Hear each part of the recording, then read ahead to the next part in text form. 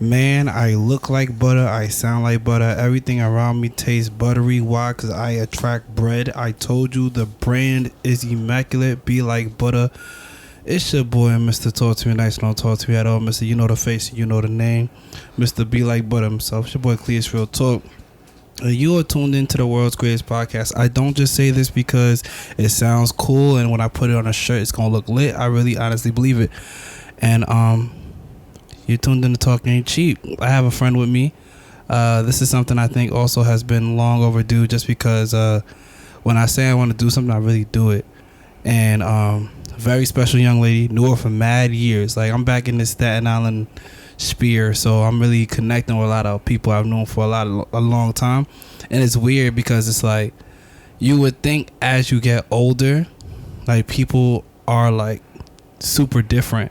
In reality, it's like, or even better, like, as you get older, you think that because you don't talk to people every day, that the relationship is no longer there, or it's gonna be really awkward. But it's never like that, which has always been super genuine. So I'll let you introduce yourself.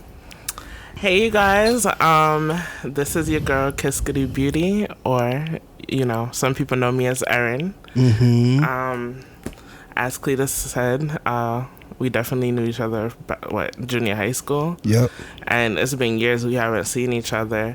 But, I'm one of those people who definitely supports all black businesses. So, that is a fact. If you haven't been to his mother's store, check it out. Richmond Terrace and South Ave. Get you yours. Peace International Market. You know, it's crazy. You're the first person to ever get one of them smoothies, too. Really? Oh, yes. You definitely did tell me that. You were the first person to get them smoothies. That shit was bomb. I'm already knowing. That shit was bomb. I'm already knowing. Yeah, I'm going to have to come by for one of those tomorrow. Let's ask my mom ahead of time, because it's crazy. We be so stressed out about so many different things, and we really be sometimes just trying to do whatever we can to keep them doors open and keep them them shelves stocked, and it's a lot. Like, people don't really know how much really goes into having a store and also having a black owned store, because like, there is a way that we do business that's different. Like, the way people, like, our people treat us versus anybody else is completely different. Like, we'll sell a product and someone be like, nah, bro, I pay $150 up the block. I'm not paying for it.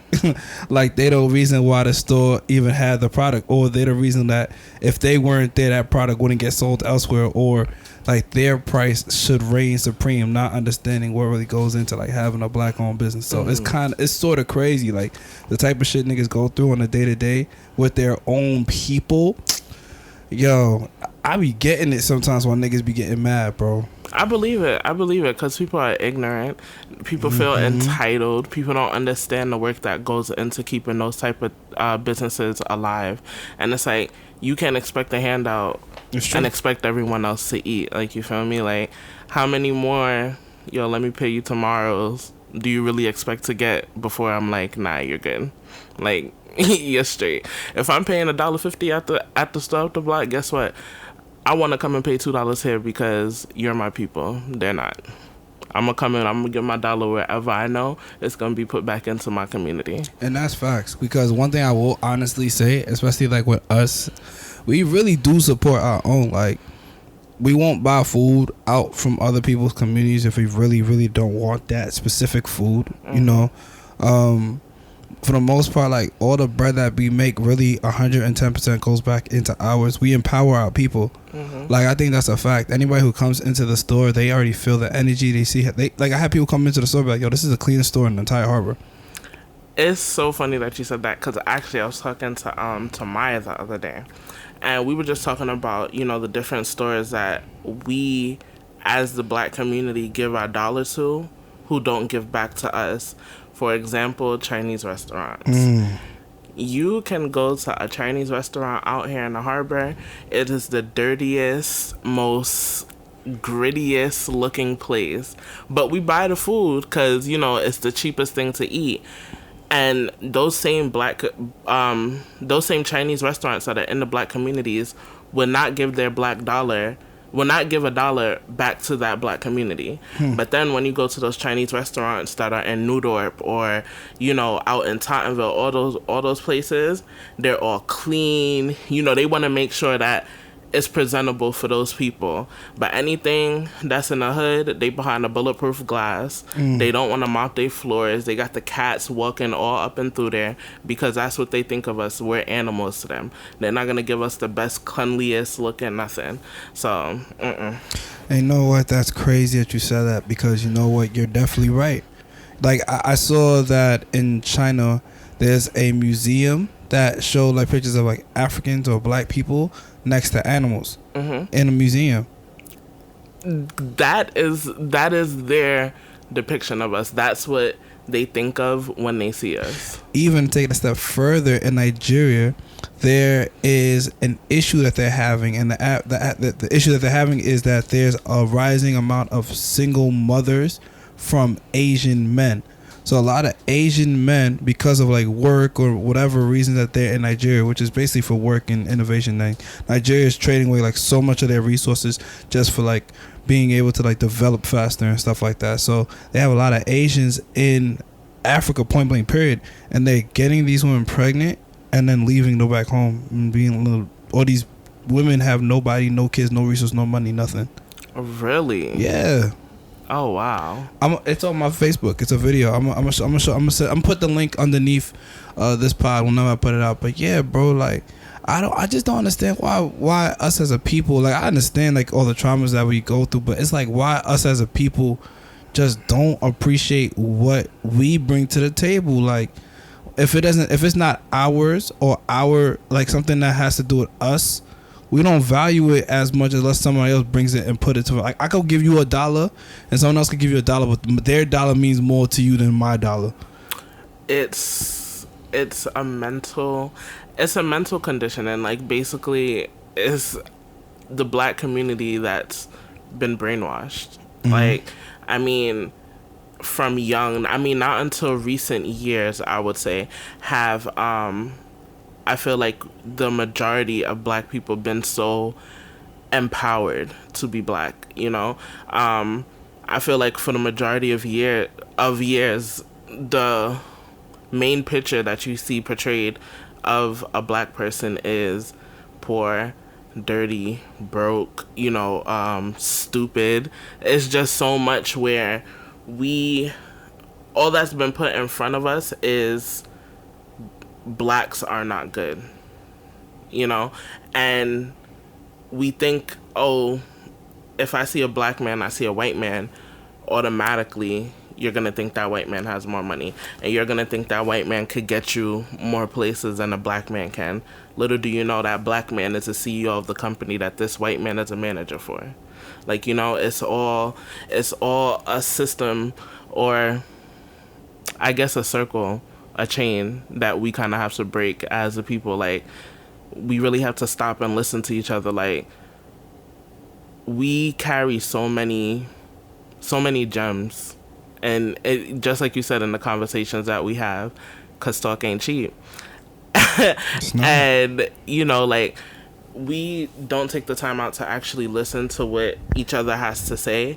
And in reality, if we really, you know, went with our conversations and went with our plans and just executed the things that we say that we would do, our community would be so much better, because nobody got us like we got us. So, and you know, it's crazy. Like, I have like these two different segues. Actually, it's gonna go into the next topics because we both did go to HBCUs.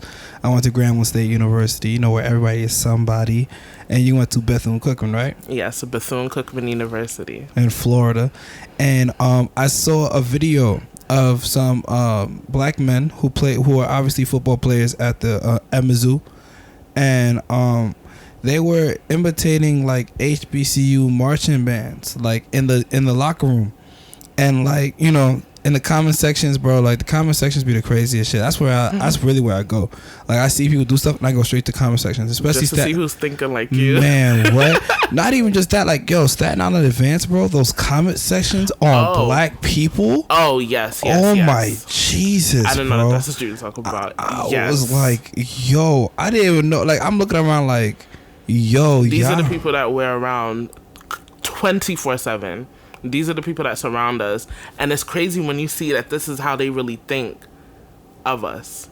This is the level of racism that's in Staten Island. But they pussy. Yeah, because they would never. They would never, ever say what they say on that internet to any one of us in our faces. Ever. I mean, they know they value their lives too much to say what they say in those comments to any black person in their face. Should be crazy. Very crazy. But yeah, I seen them, and everyone was like in the comments like, oh, this is cool, whatever. And then I don't know, someone else said something like, well, you could have just went to an HBCU if you liked this experience that much. Like, if this thing is so important to you and you know the songs and the chants, and you go to Mizzou, which is a large PWI, you should have just went to an HBCU. Because I always say this, like, especially when it comes to sports, like HBCU sports at a time were the gateway for black African-American young men and women to get into professional level, like getting not just in education and networks, but actually get into these pro leagues. Like Eddie G. Robb, he was the reason, like the first ever black Super Bowl quarterback and the first ever black quarterback going to the NFL came from his program. So it's like, I always look at it this way, like, yo, if you even look at these programs, if they only had just them white boys that they had, bro, and all those black young men were going to the HBCUs, imagine Zion going to like Howard University. I know, he would have been. What? Like that's the stuff I'm talking about. Like, Cam Newton playing for Grambling or something like that. Like, imagine what these programs, what these schools, these institutions, and it goes back full circle to this, like, our people, like, integration was legit the worst thing to ever happen to black people in the United States. Like, yeah, okay, slavery was really, really, really, really bad, right? And redlining was horrible too, right? And like the Jim Crow laws, that's some fucked up shit. And all that stuff was bad, but if you talk about mentally, I feel integration was like the worst thing that could ever happen to us, because at that time, like, black schools were outperforming everybody else. Like, black education was higher than white education on all scales and all levels. Like, what the white kids were learning and what we were learning, like, they were learning stuff that we learned like in the first grade, in 8th grade. They were like totally behind the curve. But I still believe that. Oh yeah, by far. But the reason that we didn't value it is because it didn't look as shiny. It wasn't because white people were associated with it. And what happened was, when we started to then integrate with them and go through their system, we started to digress. We started to not be who we once were. Like, even if you talk about like the integration of like sports, like the Negro League and all the businesses around that, you got to think about when the Negro League was over with, all those businesses that were surrounded the Negro League too died out too. So you're talking about like black enterprise, black businesses, black ownership, black anything and everything. The minute integration happened, lost its value.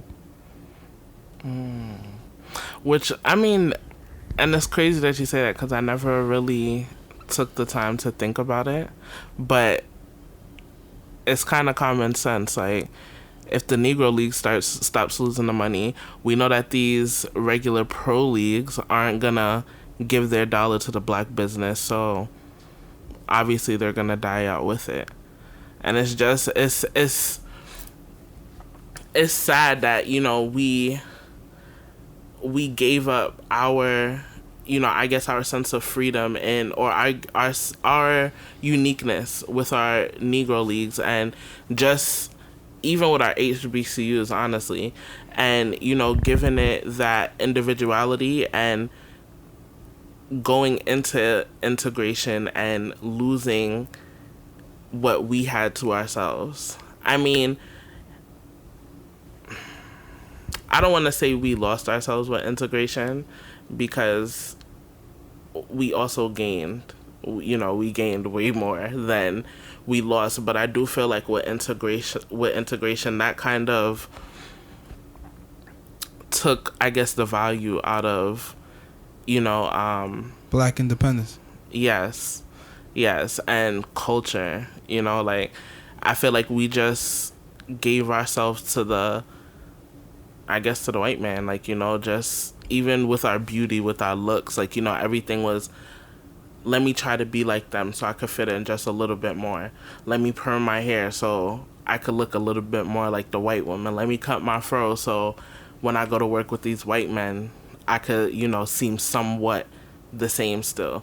When at the end of the day, it's never going to happen. And even so, I'll even take a step further. Let me look a certain type of way and do something less like me so that I could make them feel more comfortable around me. When in reality, they was never going to treat you right. They never was going to like you. Like, I look at just everything. Like, I shouldn't have to act and speak a certain type of way at my job. Even, like, I'm talking about, like, outside of performing and represent my company in a certain type of way. Like, if I'm just, like, in my own behavior of just meeting people and just socializing and networking, I shouldn't have to pretend to be this way. I shouldn't have to put on a white voice so that people feel comfortable about me when you know I'm probably super qualified. And it's kind of like that to me in itself is why, personally, I don't know if I really want a job. Like, in a company, like, I really just want to work for me and mine, even though this shit is difficult as hell, because I don't know if I have the patience, the gumption, or whatever, just to be able to like life is short. You only get one life. I don't know if I have it in this lifetime to want to not be unapologetically and 110% me right now. And you know, it's crazy because growing up, I mean, from elementary school all the way to high school, I was in the honors classes, right? So in those honors classes, it wasn't a lot of black kids. I was probably 1 out of 3, maybe 4 black kids in, you know, mine and all my honors classes.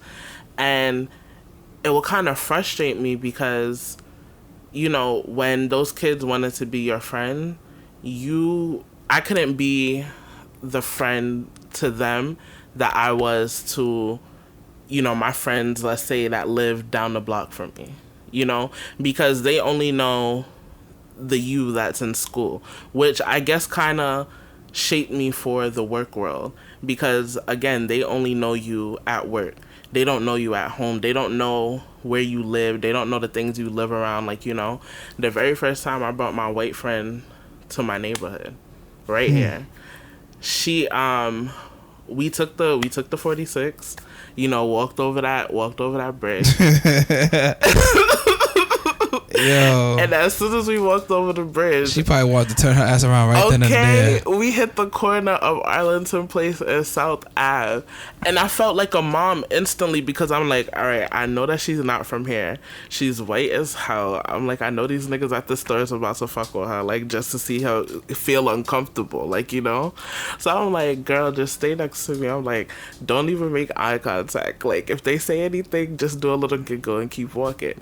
And when I say, like, I'm not thinking anything of it, because I walk over here every day. Like, this is regular to me. And I looked over at this girl, and when I say she looked like she wanted to shit herself, like, she looked so scared. She looked like, I mean, she was like, I wanted to stop at the store, because, you know, after school, your mom will give you money. You want to go get your little after school snacks. I'm stopping at the store. She's like, Erin, can we just go home?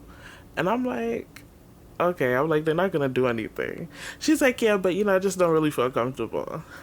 I kid you not, that was the last time that girl came to my house. Because I was like, I'm not about to feel like where I live and what I consider home is too low for you. You know, because when I come to your neighborhood, I don't feel comfortable around those white people. I don't like when those white people are watching me go into your house wondering what the hell I'm doing over here. But I don't say anything. I respect where you live, and I respect your neighborhood. If I'm coming to you and I'm telling you it's okay to be here, like, you're with me, you're safe, don't make it seem like, oh, what are we doing here? Like, you would have really thought she was, like, in LA in the 90s doing like when they were doing drive-bys. Yeah. And I was just like, okay, it's okay, we could go home, like, you know. And I did my project. That girl went home and she never came back to my house. Because we're not gonna do that. You're not gonna come to my hood and degrade it.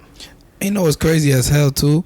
Like, most like innovation really comes from the hood.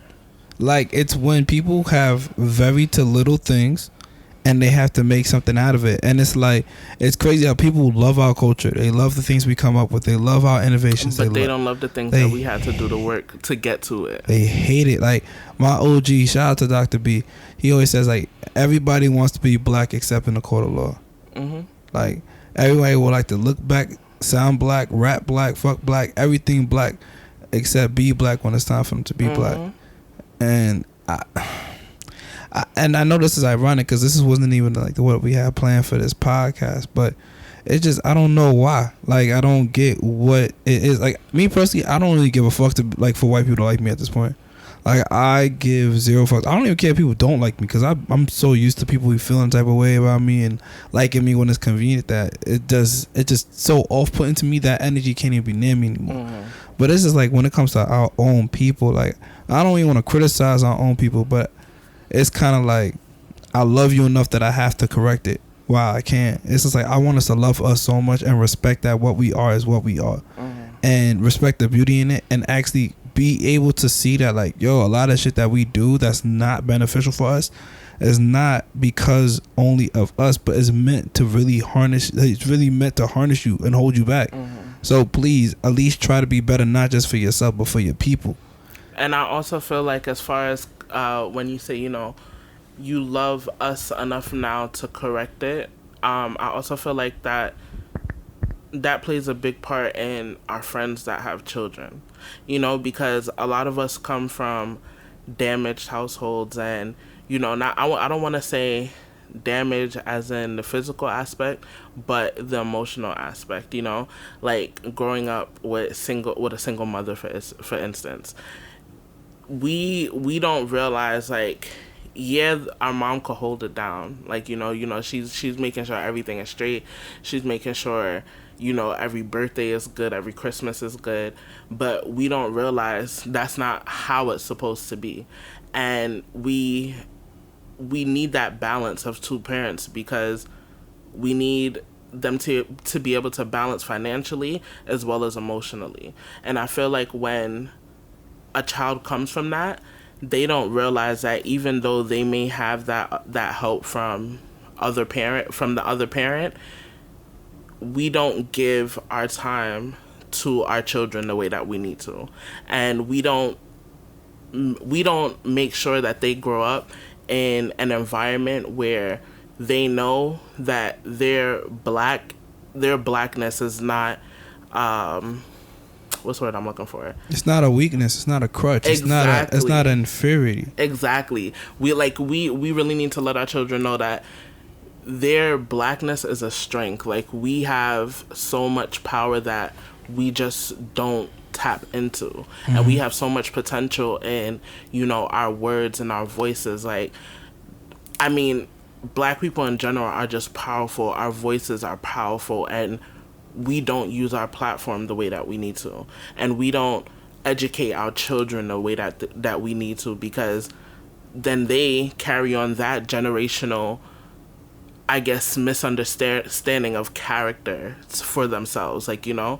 And if we start them from young, like, you're black is beautiful, don't let anybody else tell you different, they're gonna grow up knowing that, and they're gonna grow up confident in knowing it. I feel like our generation now only started to understand that at a later age. So yeah, we know that our blackness is a shit, but we're still trying to convince ourselves fully. We're still trying to convince our community fully, like, you're the shit. You're not that random number that they put you as up in the NYCHA building.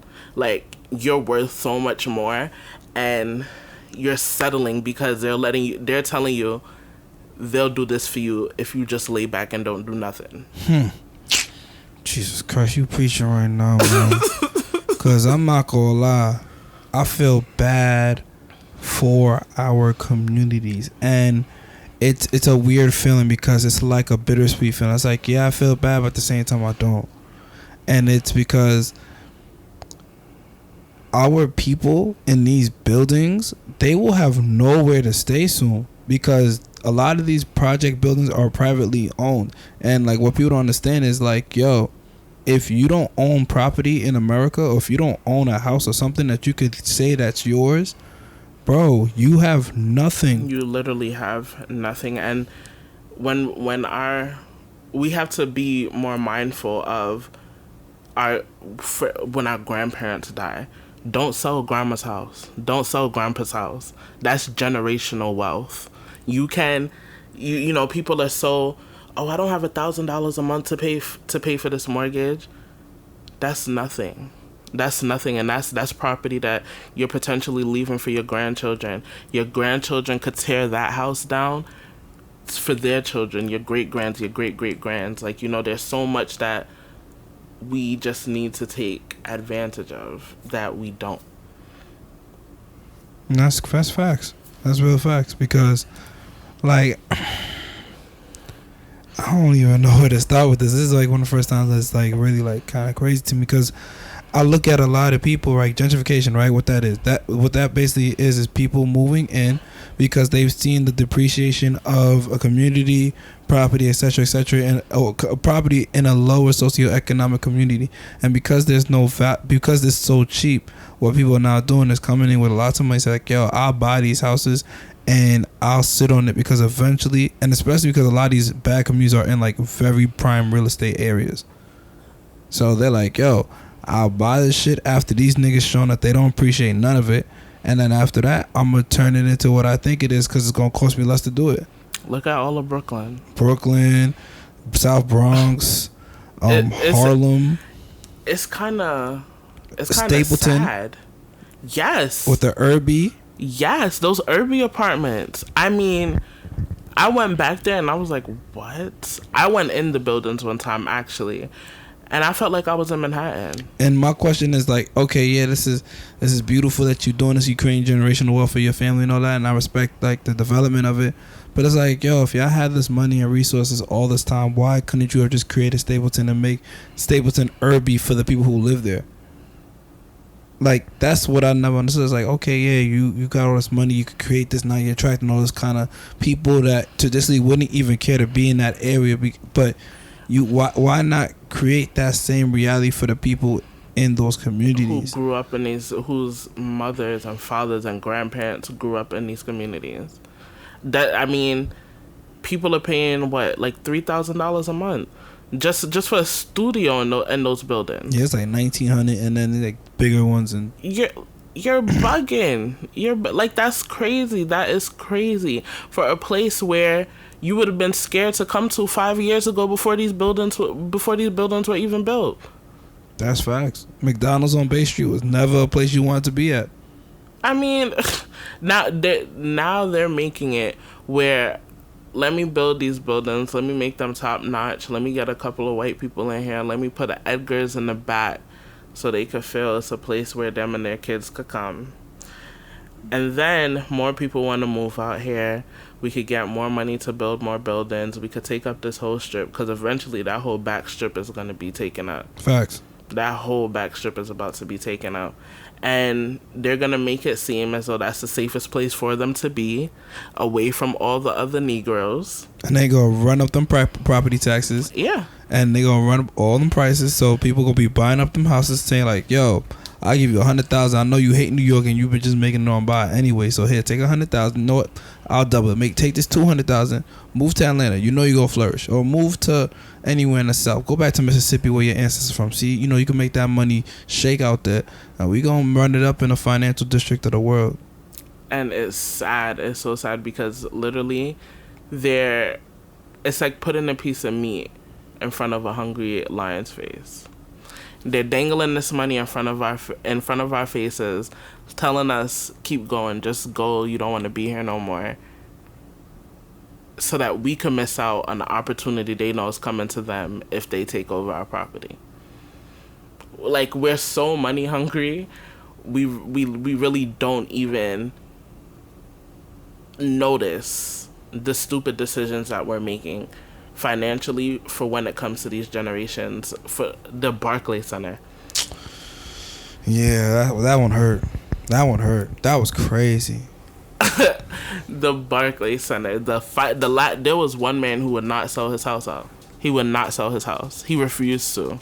And he ran it up until I think they gave him like $2 million. He was smart. Don't get me wrong. That was smart. Because, I mean, he got the most money out of all the houses that used to be there.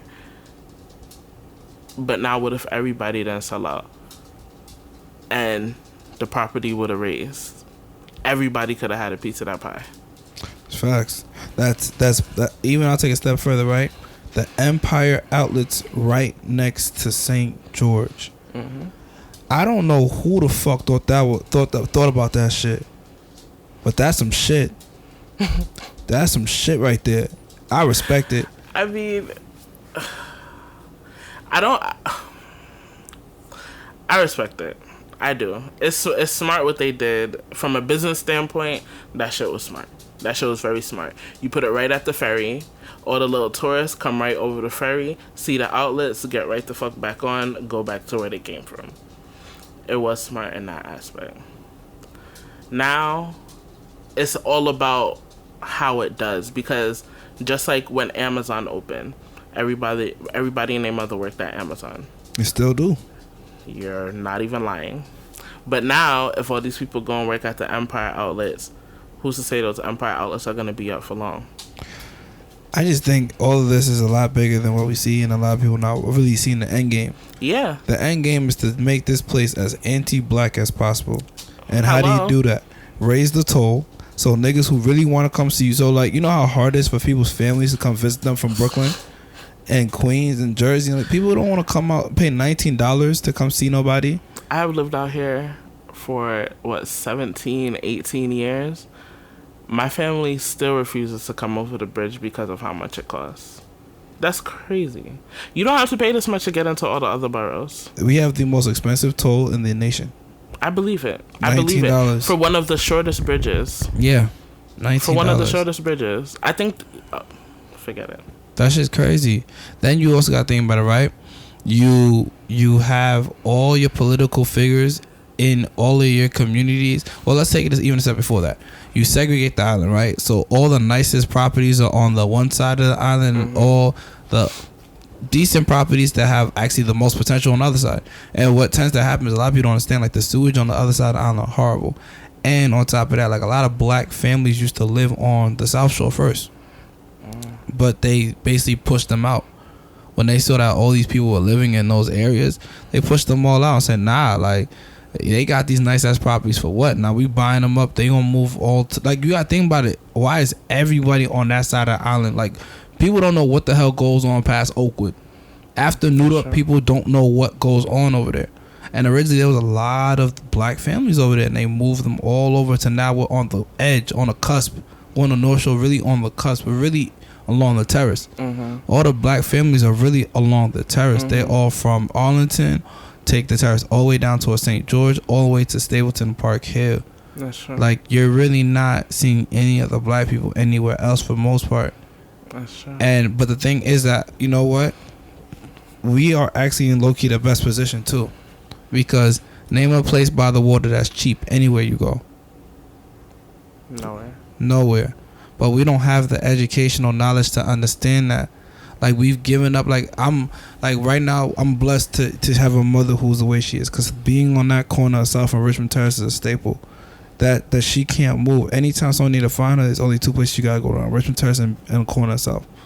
That's a staple. So, and she's by the water, so all of the businesses that's coming behind that partition, she's having relationships with.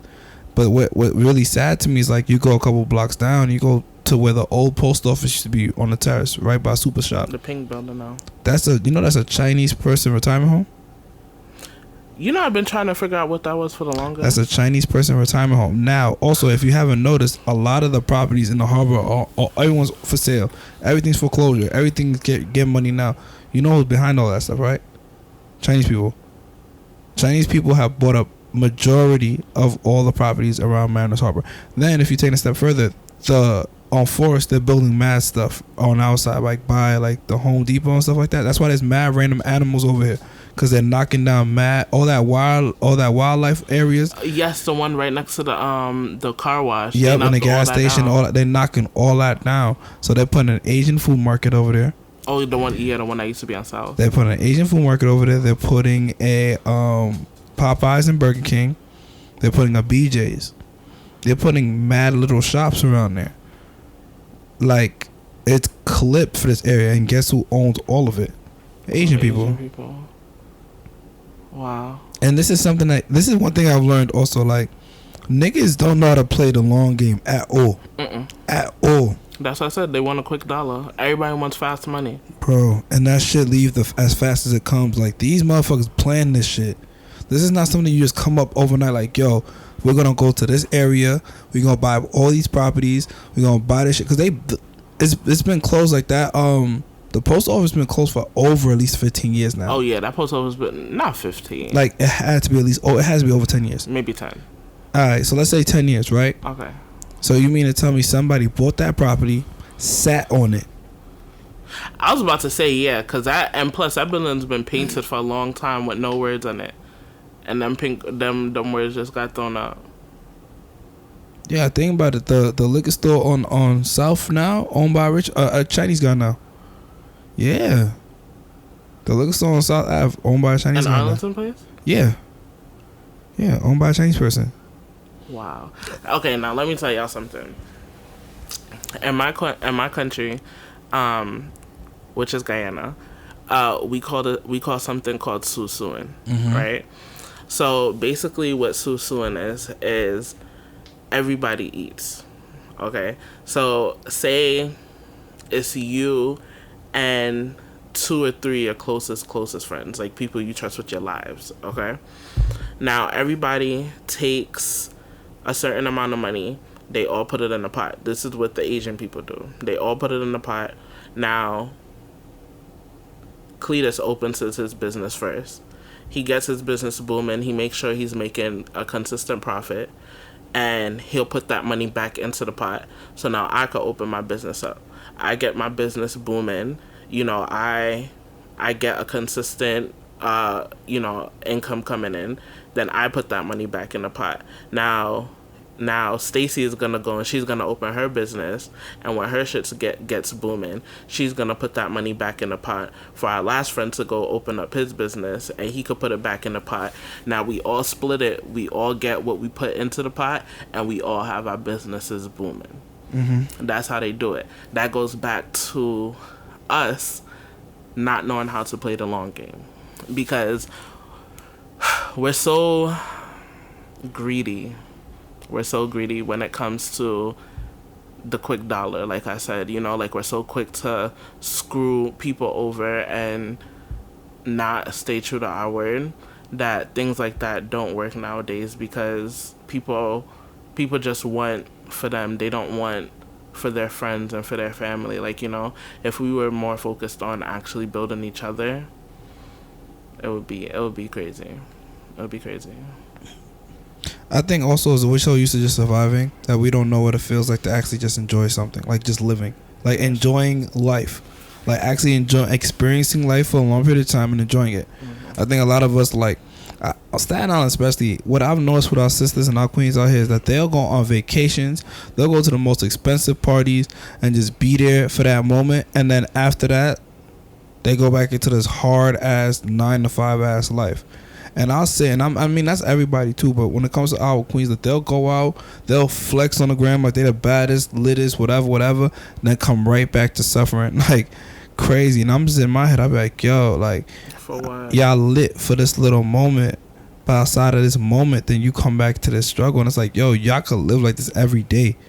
Like, all right, y'all really be working just for that little Puerto Rico trip, just to come back to work again, to go to this DR trip, to work again, to now go to Jamaica. And I'm just like, bro, if you guys really took y'all talents, y'all energy, y'all networks, your relationships, your looks, everything that you had, your talents, like what you really bring to the table, like when you be doing all of this effort just to go to that trip, or just took that energy and put it into the one thing that you could build on, every day should be like that for y'all. Everything could be like that for you. Like, And I mean, that's just everybody, I guess. I don't even want to, like, single out the queens out here, but that's just something I just noticed. Like, I guess if people really took their time, energy, efforts, and took it out of their addictions, their vices, the things, like, I know niggas that spend so much money just to fuck something, that if they took all that money for at least a month or a month and a half and put it towards something like that they just care about, that they'll be so much farther ahead. Mm-hmm. And also, there's a lot of us who don't take pride in the talents that we have. Like, I don't want to put any names out there because I don't want to blow up his spot, but I have a friend who, he has a construction business, and when my grandma passed away, once my mom moved in, her house got damaged. Okay, now there was 3 floors of water damage because she was away, and a pipe burst. Now my mom gave him the job to handle the job to get the house back together, and this is a big job. This is 3 floors, but she wanted to give the black business a chance before she went and just hired a random 40-year-old white man. She knew he was trying to build his business, and she wanted to help. And this man literally stopped communicating. We stopped hearing from him. He wasn't showing up to the house to do the work, and the house was just sitting there for 2 weeks after he took the money. And it's like, you had such a big opportunity not only to work and then basically rebuild an entire house and get that on your resume and possibly get more references from this job, but you basically jeopardize your business in the process, because now if you get sued, that's gonna go on your record. Now we don't, people don't think about that.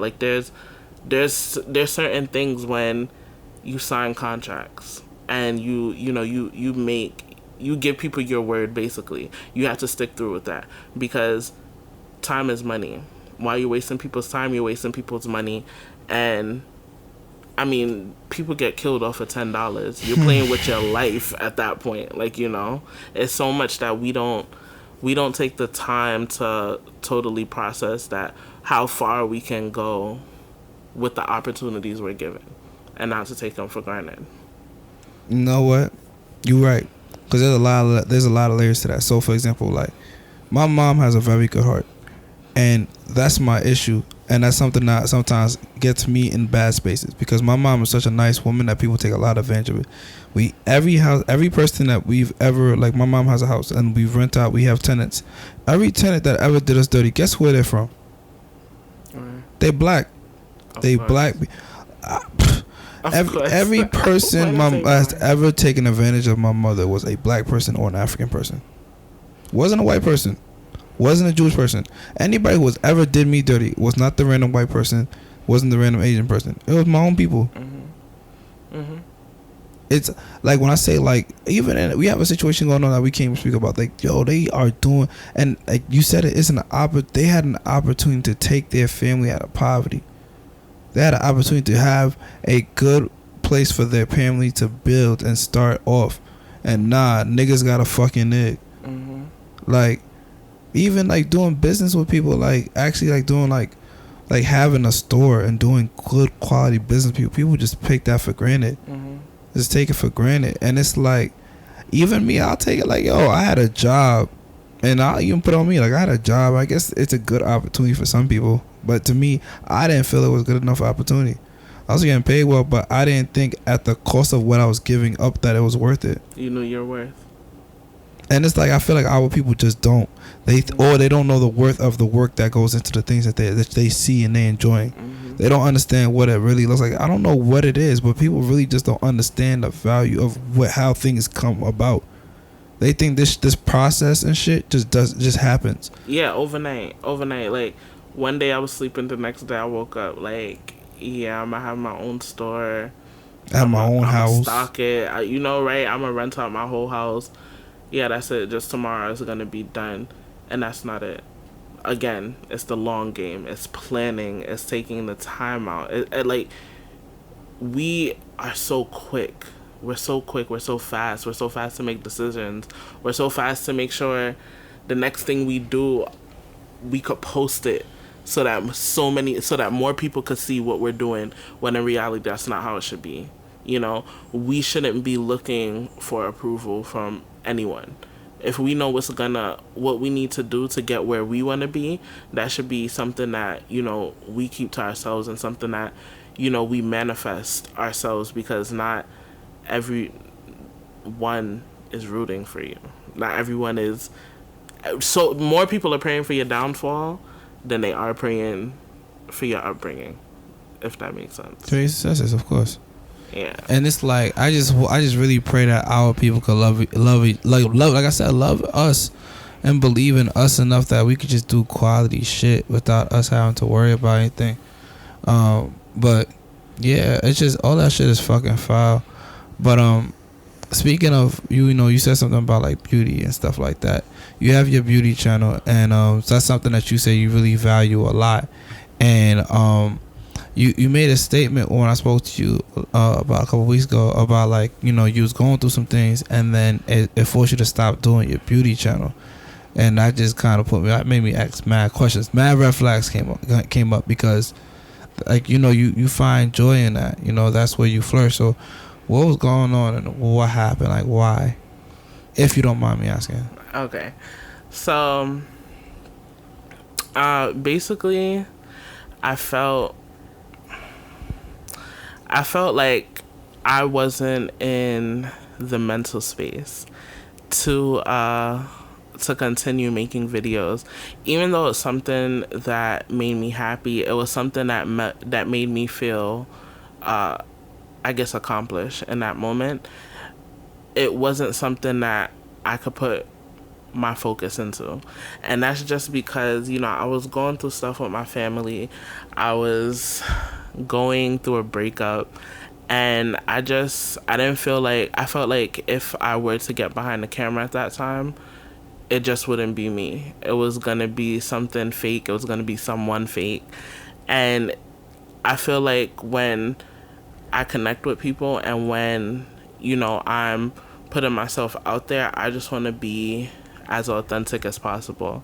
Like, you know, I'm the youngest in my family, so, you know, of course. Well, are you the youngest?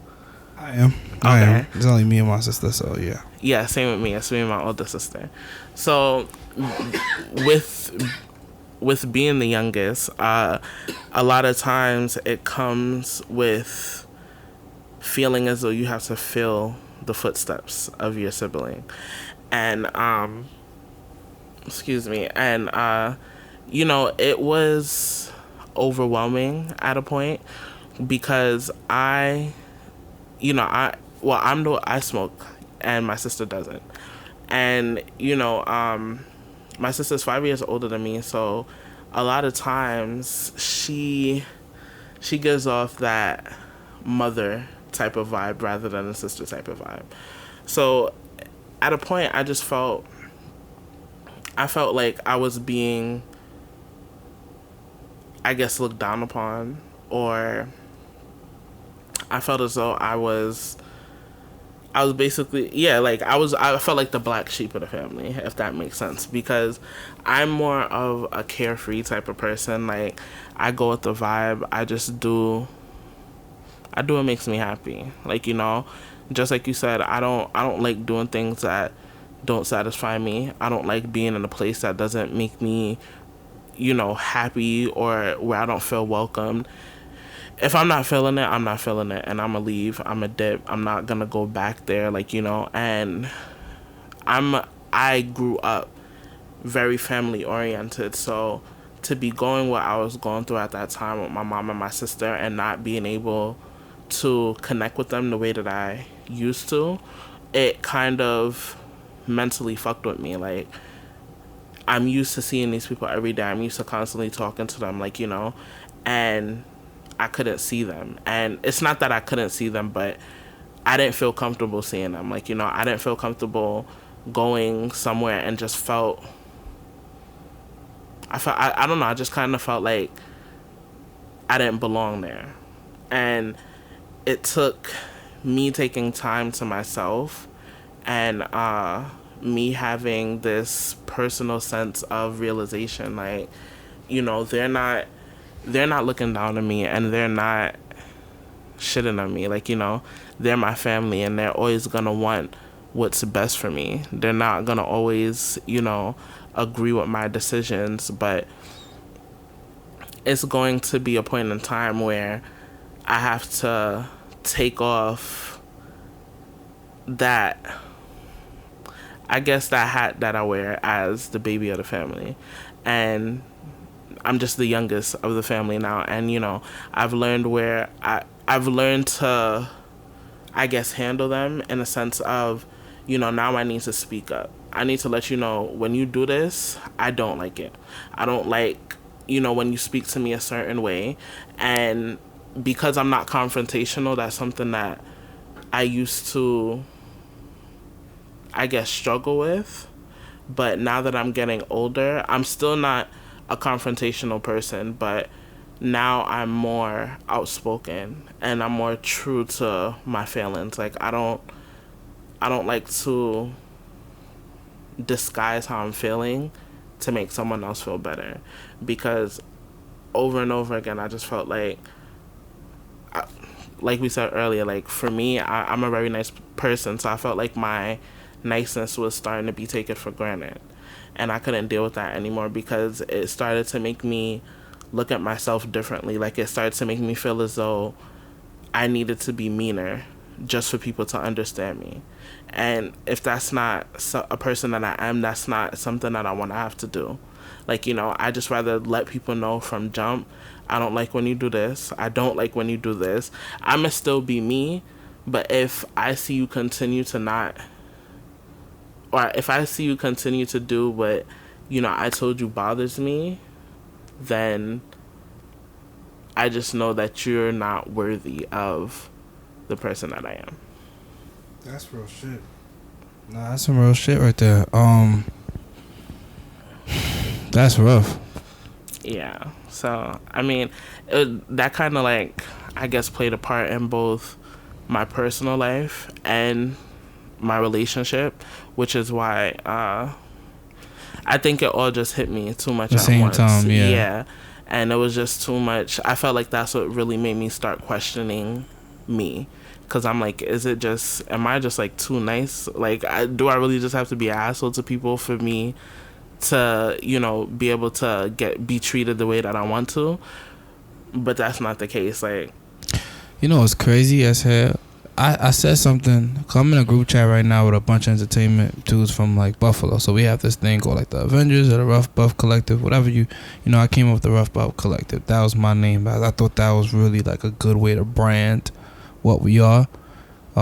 Collective of people who went through the rough buff, you know, and made it through, successful, created, you know, innovative ways, solutions to pay for school, you know, whatever ways we build income for ourselves. We were young black niggas just trying to make shit happen, like, and yeah, like, one thing I had, you know, I was like, some things that happened, I was a little emotional about stuff that happened with the prior party I did. It went wild.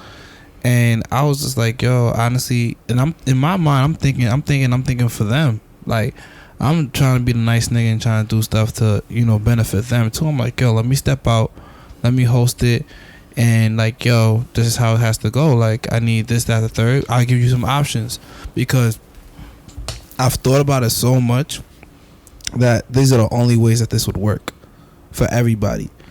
And niggas was so mad at that. Like, it's not what you said, is like the fact you gave us options and deadlines. And I'm just like, bro, like, I'm not trying to be a dickhead, but, like, if I don't, like, I said, like, do I have to start shitting on niggas in order for y'all to respect, like, that this is what it is? Like, I'm not trying to be rude, but this is really where I'm at right now. Like, none of you guys have even felt what this feels like.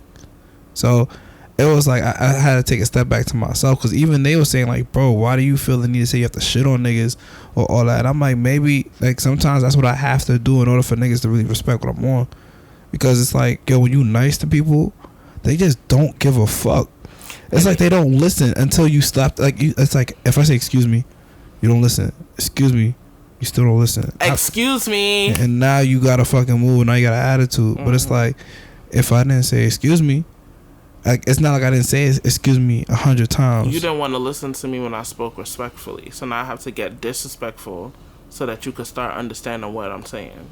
It's like you have to feel me, and you know, I think that's really what it is with our people. Like, nigga, like I feel like with us, we gotta feel it. If we don't feel it, we don't believe it. Mm-hmm. Like, I have to come through and slap the fuck out you for understanding not to do this shit again, or I gotta really violate you. Like, and you know, I feel like that's not even just with our people, that's with everyone. You know, people don't give you respect, or people don't start moving with any sense of urgency until you show them you're not playing. When you talk to them too calmly, nobody wants to hear you.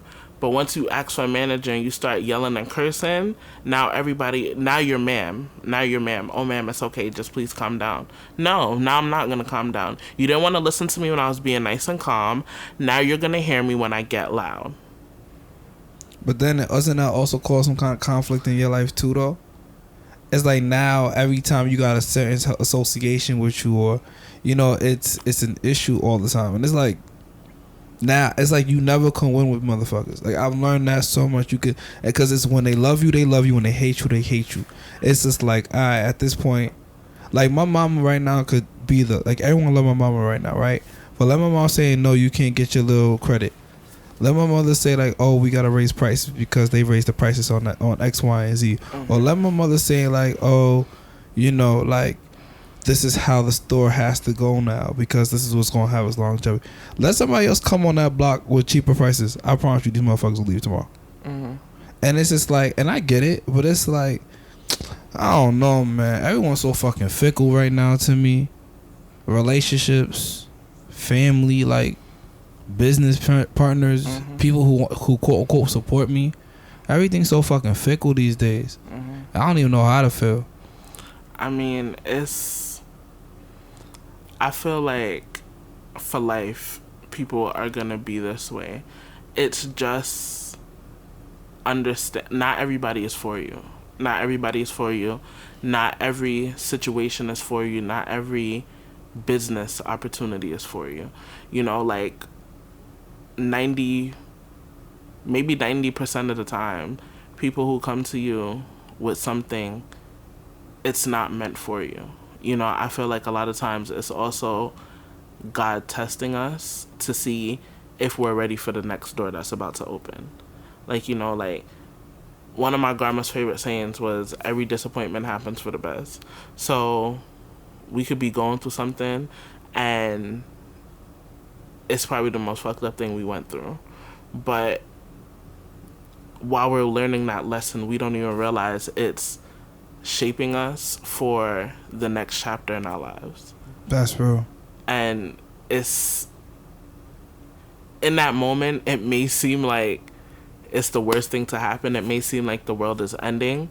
But tomorrow, you'll know how to dodge that curveball. Like, you know, every lesson serves a purpose. You just have to know how to shape it. That's 100. You know what? I gotta put this on the show. I gotta hashtag this. The most fucked up thing you've ever been through. I think that's a dope ass hashtag. I think we gotta put that shit on the shirt. That shit just fire. Because you know what? I think that's kind of like how legends are born. Like, the legends, you know them for like their feats, all the shit that they've been through and all the stuff that they defeated. That's how you know a nigga's a legend. Like, oh, Kobe did 81, Michael Jordan had his flu game, you know, that's LeBron went to 9 finals and, you know, in these many years, and I think it's all those things. Like, I think as a people too, where we sometimes get fucked up in the conversation is that we don't ever really speak about what we've been through as a strength. We use it as a reason for why we are in our bondage and why our bondage is okay. It's like, oh, my mommy and daddy were this, that, and third, so because of that, I'm this way. When in reality, it should be like, yo, yeah, I got my master's stuff, but that's because I seen my mommy did this to my dad, and because of that, I never want to be like that. It's never like that with us. Like, I understand. I think if we use a lot of our traumas as, you know, testimonies or our scars as stepping stones, we would move so much farther ahead. Cause even me, like, I feel that way with a lot of shit too. Like, a lot of things I feel like I could have done so much by now for myself, my community, the culture, like who I am as a person, and some of the ideas that I've curated that I have not done has been more detrimental to everything and everyone around me. But then it's kind of like I look at all the shit I've been through, and that shit there kind of like I don't even know where those things would have even been able to even be grown at. I don't know where we could have cultivated that land for that to be planted and curated at that time, because those spaces were so chaotic, or like so like spiritually, mentally, physically drained, that I don't think it was the right time, place to even put that there. Like, cause one thing I said I'm really fearful about is creating things out of spite, and I think you hit on that when you said that you weren't yourself with your YouTube videos. Because you would have created some shit that probably would have been fire, but it would have been at what cost did it come from? Exactly. So, I feel that.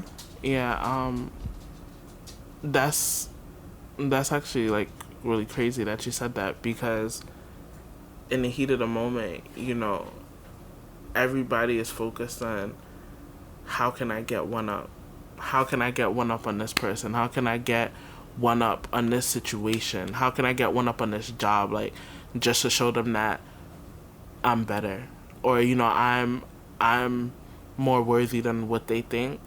And in all reality, we really end up hurting ourselves, and you know, not really thinking about the consequences of what's to come from certain actions. Like, you know, yes, we could have won that argument or that certain battle that we were dealing at, you know, in that moment, but now for the entire war, you're gonna be screwed, because you're gonna be looking stupid after you did what you did to hurt others just to try and make yourself feel, I guess, a little better in that moment. You know? That's real.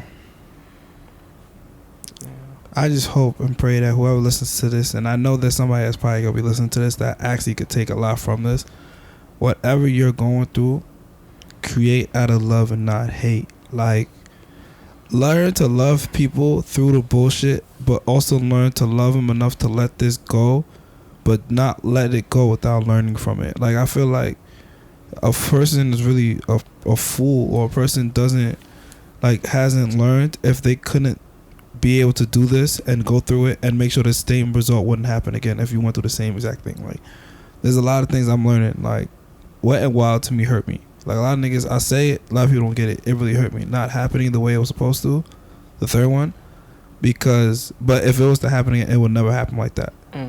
Because next time, I know for a fact I will be so on top of shit like that that it won't be in question that it's gonna happen. And that's the shit. It's kind of like that unfulfilled potential. I always talk about that shit. That unfulfilled potential is a motherfucker, because that feeling of it, almost what it could have been, is dope, but after a while the ideas run really thin. You know what I mean? Like, okay, what could have been, was like, damn, you're not gonna do it, or damn, you almost did it and you fumbled it. And it's like, people don't celebrate the attempt. Niggas celebrate whether or not that shit win it or not. Nigga, LeBron could attempt 1,000,000 alley-oops and miss it every time, but it's like, ooh, that one, he close enough, almost close. Then one nigga just come through doing one time, like, damn, well, he did it. The attempt ain't it. Okay, yeah, he tried to jump for the free throw line, he was wilding, but that's not what you care about. You care about whether or not it went in, and it looked pretty while it was going in or not. So, yeah, shit foul. I mean, but even with the Wet and Wild situation, every disappointment happens for the best. You know who to work with from now on moving forward. Again, every business opportunity isn't for you. If you know you can't trust whoever you worked with to get you what you need to make sure that event goes through, you know not to work with them anymore. If they were doing shady shit, you know how to look out for some shady shit that someone else might be doing, that you know, nah, I remember when that happened to me. I'm not letting that happen no more. Like, you know what's good for you right now. And that's just that's just how you gotta move. And not only with business, that's just with everything. If you see a certain characteristic in a person that you know you're not gonna fuck with, that's that person. Like, you can't paint a different picture with what you get. If you know something doesn't feel right, it's more than likely not right for you. That's real. So what's next for you? What's next for the YouTube channel? What's the streets looking like in the next couple of years for you? And that, what's the streets looking like? The streets look like nothing to me. I'm not I'm a homebody. You feel me? I am trying to build myself into a brand, and I want to be able to travel. I want to be able to, network within the next 2 years.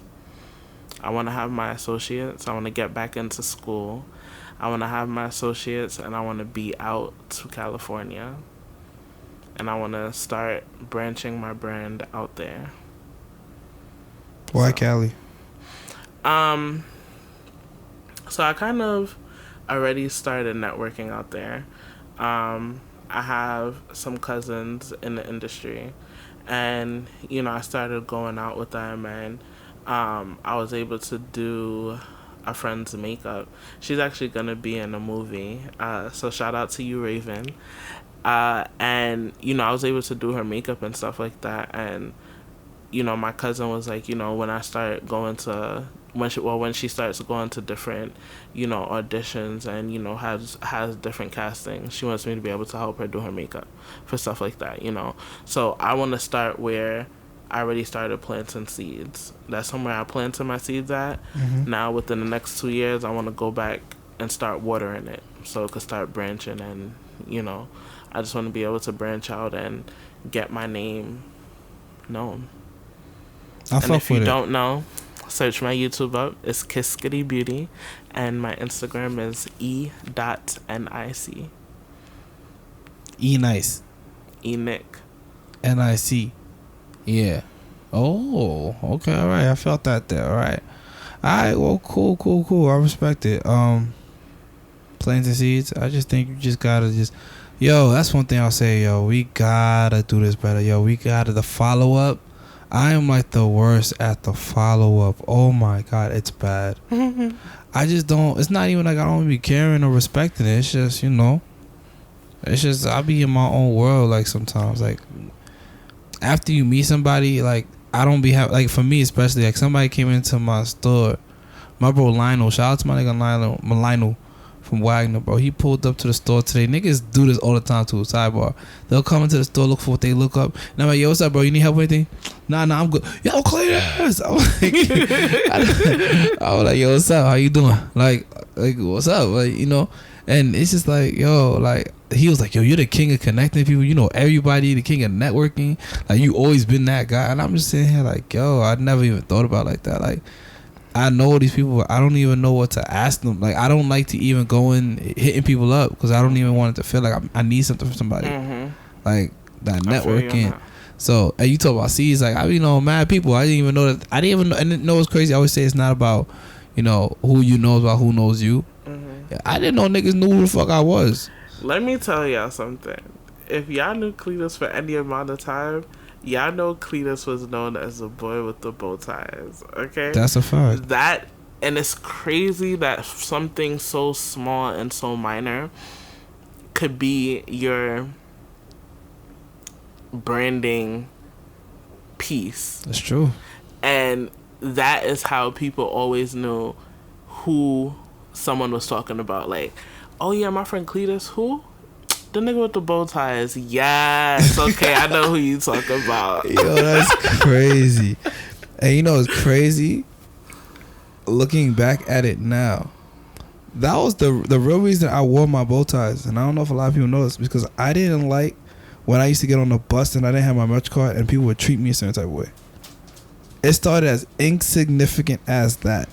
I wanted a way to be dressed up while still looking fly and not losing like my streetness without actually making it hard for me to dress. Because you gotta think, I'm African, so Like, my parents wasn't buying me Jordans. They weren't buying me like really high quality shit. So all I know, if I had to finesse some shit, was really like dress pieces. So I knew if I was like, yo, I need some bow ties or ties for church, boom, get them shits for the low. And then I already had mad dress shirts in the crib from going to church all the fucking time. Mm-hmm. I know I have some jeans I could wear.